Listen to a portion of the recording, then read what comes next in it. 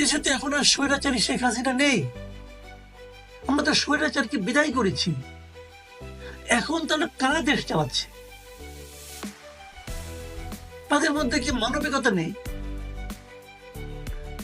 তারা কি এদেরকে মানুষ মনে করে না? এখন যিনি সরকার প্রধান, তিনি না শান্তিতে নোবেল পেয়েছেন। এই দৃশ্যটা কি? কোন রকম শান্তির কোন চিহ্ন এখানে দৃশ্য আপনি দেখতে পান? এই দৃশ্যটা কি? শান্তিতে নোবেল পাওয়া একজন ব্যক্তিকে ন্যূনতম বিচলিত করে না? উনি বলবেন আমি কি করব? আপনি অন্তত পক্ষে আর যদি কিছু করতে না পারেন, পদত্যাগ করেন ভাই। আপনি পদত্যাগ করেন। আপনার যে নাম, আপনার যে পরিচিতি সারা দুনিয়া, তার সঙ্গে তো এই দৃশ্যটা মেলে না। এই লোকগুলো কি দেশদ্রোহী কেউ? এই নারী, এই শিশু, এরা কি এদেশকে ধ্বংস করার জন্য উঠে পড়ে লেগেছে? এরা কি রাষ্ট্রদ্রোহী? এরা কি আপনার সরকারের পতন ঘটানোর জন্য মাঠে নেমেছে? যদি নেমে থাকে তাহলে এদের সম্মান করে আপনার সরকারের পতন ঘটানো উচিত। আপনার পুরো সরকার সহ পদত্যাগ করা উচিত এই একটা শিশুকে ভয় দেখানোর কারণে। আপনি কি ভাবছেন? কি ঘটনাটা কি? আমি একটু ছোট করে বলি ঘটনাটা কি। ঘটনাটা হলো, এরা প্রাথমিক সহকারী শিক্ষক নিয়োগ সরকার ঘোষণা করেছিল, আগের সরকার। সেখানে 3 ধাপে হয়েছে। প্রথম 2 ধাপ শেষ হয়ে গেছে। এটা 3য় ধাপে নিয়োগ হয়েছে। 3য় ধাপে ছিল ঢাকা এবং চট্টগ্রাম বিভাগের যারা নাকি নিয়োগ দেওয়া হবে, এবং এদের বিজ্ঞপ্তি দেওয়া হয়। 3য় ধাপের বিজ্ঞপ্তি দেওয়া হয় 2023 সালের 14 জুন। লিখিত পরীক্ষা হয় 2024 সালের 29 মার্চ। খেয়াল করেন, 2024-এর 29 মার্চ। লিখিত পরীক্ষার ফলাফল প্রকাশিত হয় ওই বছরই 2024 সালের 21 এপ্রিল। 12 জুন ভাইবা সম্পন্ন হয়। এরপর তো আন্দোলন শুরু হয়ে গেল। পুরো জুলাই আন্দোলন হলো। অগাস্টে আন্দোলন শেষ হলো, স্বৈরাচার বিদায় নিল। তারা ওয়েট করছে, যারা ভাইবা দিয়েছে তারা ফলাফলের জন্য ওয়েট করছে। সেই ফলাফল প্রকাশিত হলো। এরাও চিন্তা করেছে এখন সরকার পরিবর্তন হয়ে গেছে, এখন কি আমরা এই ফলাফলটা প্রকাশ করবো কি করবো না। এই জন্য তারা আইন মন্ত্রণালয়, ওই জনপ্রশাসন মন্ত্রণালয়ের কাছে অনুমতি চায়। আইন মন্ত্রণালয় এবং জনপ্রশাসন মন্ত্রণালয় তারা অনুমতি দেয় যে ফলাফল প্রকাশ করা যায়। 31 অক্টোবর ফলাফল প্রকাশিত হয়। একটি কোন বছরের? 2024 সালের 31 অক্টোবর। তখন দেশে কে আছে? ডক্টর ইউনূস সাহেবের সরকার আছে। আইন মন্ত্রণালয়ে কে ছিলেন? এই আসিফ নজরুল সাহেব ছিলেন। এখন যিনি আছেন তিনিই ছিলেন। জনপ্রশাসন সচিব এই লোকে ছিলেন। 31 অক্টোবর ফল প্রকাশ হয়। তারপর 6531 জনকে চূড়ান্ত ভাবে সুপারিশ দেওয়া করা হয় যে এদেরকে নিয়োগ দেওয়া যেতে পারে। এই সময়ে একটা আইনগত দিকের ঝামেলাটা আমি বলি। এই সময়ে যারা নাকি চান্স পায় না, যারা নিয়োগের তালিকায় আসেনি, এমন 30 জন লোক একটা রিট করে হাইকোর্টের কাছে। 30 জন কেউ লেখছে, 31 জন আমি ঠিক যাই না, 30-31 যখন রিট করে, এই রিটের প্রেক্ষিতে হাইকোর্ট সেই নিয়োগ কার্যক্রমকে 6 মাসের জন্য স্থগিত করে, পরে 6 ফেব্রুয়ারি ওই আগের নিয়োগটাই তারা বাতিল করে দেয়। আচ্ছা, হাইকোর্টের লজিকটা কি ছিল সেটা আমি আপনাদের একটু বলি। হাইকোর্টের লজিক হলো, এটা তো যখন নিয়োগ দেওয়া হয়েছে আগে, আপনার 2023 সালে যখন নিয়োগের বিজ্ঞপ্তি সব যখন হয়েছে, তখন 2018 সালের যে 2018 সালের 4 অক্টোবরে জারি করা যে পরিপত্র ছিল জনপ্রশাসন মন্ত্রণালয় যে কিভাবে নিয়োগ করতে হবে, সেইভাবে ছিল। সেখানে কিন্তু প্রাইমারি স্কুলের টিচারদের জন্য 60% কোটা ছিল। কার কোটা? নারীদের কোটা। মুক্তিযুদ্ধের কোটা না, কিন্তু নারীদের কোটা। এবং ওইভাবে চলেছে, আরো অন্যান্য কোটা ছিল। তো সেই কোটা অনুযায়ী এই নিয়োগ বিজ্ঞপ্তি জারি করা হয়েছিল।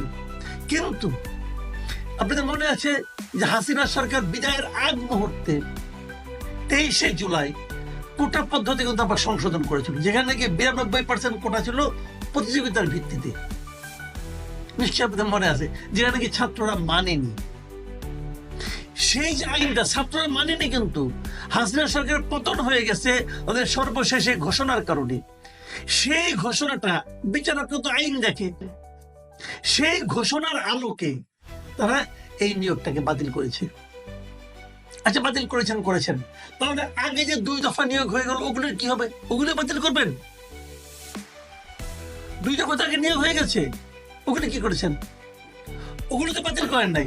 তাহলে 3য় ধাপের যে ঘটনাটা, এটা তো আপনার বাতিল করলেন। এই যে 6531 জন, 6500 ফ্যামিলি, কিন্তু মাথায় রাখেন, এদেরকে যে বাতিল করে দিলেন, এরা কি করবে এখন? এদের কোনো চাকরি নাই। প্রাইমারি স্কুলের সহকারী শিক্ষক, কিন্তু সরকার এদিকে দেখবেন আপনি পুরনো লোকজনকে, অবসরপ্রাপ্ত লোকজনকে ধরে না চাকরি দিচ্ছে। আর এরা যে চাকরি, এটা কি রাজনৈতিক ভাবে হয়েছে? এটা কি মুক্তিযোদ্ধার কোটা আছে? নেই তো। তো এদেরকে তো আপনি বাতিল করে, যদি বাতিল করে দেন, আগের 2 ধাপও দেন, সব দেন বাতিল করে। যে এখন একটা ঘোষণা দিলেই হয়তো যে আওয়ামী লীগের সরকার আমলে 15 বছরে যা কিছু নিয়োগ হয়েছে সব বাতিল। এটা কি প্রতিহিংসার কি দেশ চলছে? কোনো আইন কানুন থাকবে না। তো এদেরকে যে, ঠিক আছে, এদের দাবি আপনি মানবেন না, আলোচনা করেন, এদের সঙ্গে কথা বলেন।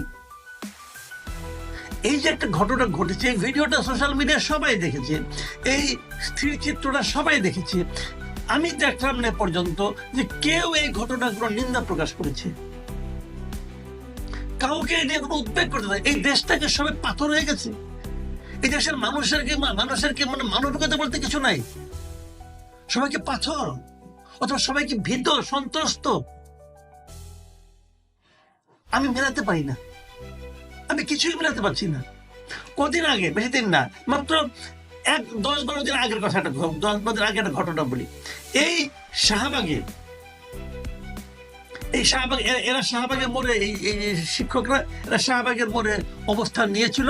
তারপর তাদের জল কামান দিয়ে তাদেরকে সরিয়ে দেওয়া হয়েছিল। এই আমি যে দৃশ্যটা দেখলাম, এটা ওই জল কামানের দৃশ্যটা। জল কামান দিয়ে কিভাবে তাদেরকে এখান থেকে সরিয়ে দেওয়া হয়েছিল, লাঠিপেটা করা হয়েছিল। তারপরে কিন্তু তারা রাতের বেলা ওখানে অবস্থান করেছেন, রাত 9টা-10টা পর্যন্ত। আজকেও শুনলাম, আজকেও আছে। আমি আপনাদেরকে 27 জানুয়ারি একটা ঘটনা বলি। 27 জানুয়ারি এখানেও আবার চাকরি জাতীয়করণের দাবিতে এই শাহবাগে ইবতেদাইয়া মাদ্রাসার শিক্ষকদের একটা সমাবেশ ছিল। সেটাও কিন্তু পুলিশ এই জোর করে তাদেরকে ওখান থেকে সরিয়ে দেয়। এই যে সরিয়ে দেয় জোর করে, এই ঘটনার প্রেক্ষিতে বর্তমান সময়ের সবচেয়ে আলোচিত সংগঠন জাতীয় নাগরিক কমিটি, তারা কিন্তু প্রতিবাদ করে। এবং তারা প্রতিবাদ করে কি বলে, যে এই ইবতেদাইয়া শিক্ষকদের উপর পুলিশি হামলা ও অভ্যুত্থান, এই হামলাটা অভ্যুত্থানের চেতনা পরিপন্থী। ইবতেদাইয়া মাদ্রাসার শিক্ষকদের যারা নাকি জাতীয়করণের দাবিতে আন্দোলন করছে, তাদের উপর হামলা যদি অভ্যুত্থানের চেতনার পরিপন্থী হয়, তাহলে নারী শিশুদের উপর যে হামলা হচ্ছে, এটা অভ্যুত্থানের পরিপন্থী না ভাই? এখন আপনাদের চেতনা জাগ্রত হচ্ছে না? আমরা এগুলি কি দেখছি? ইবতেদাইয়া হলে পরে অভ্যুত্থানের পরিপন্থী, নারী ও শিশু হলে অভ্যুত্থানের পরিপন্থী না। এটা কোন দেশে আছি আমরা?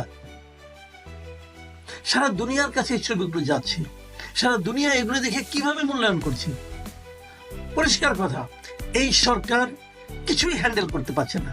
কিছু বললেই বলে 150 আন্দোলন, 500 আন্দোলন। ভাই, আন্দোলনের সংখ্যা দরকার নেই, আপনি আন্দোলনগুলো হ্যান্ডেল করেন।